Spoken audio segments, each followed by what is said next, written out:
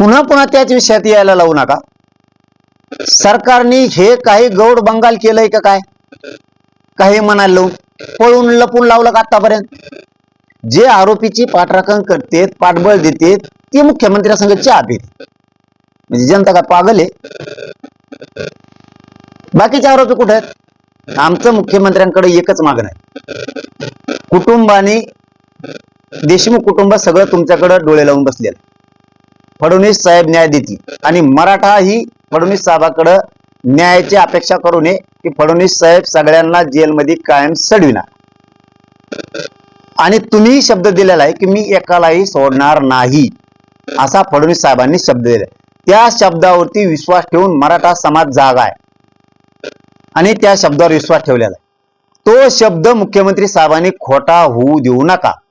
यातला एकही सुटला आणि यांना साथ देणारे मंत्री असो, आमदार असो, खासदार असो, हे जरी सुटले, तुम्ही सोडले, तरी तुम्हाला सोपं जाणार नाही। राज्यातला मराठा एका घंट्यात सगळ्या राज्यात येऊन उभा राहणार।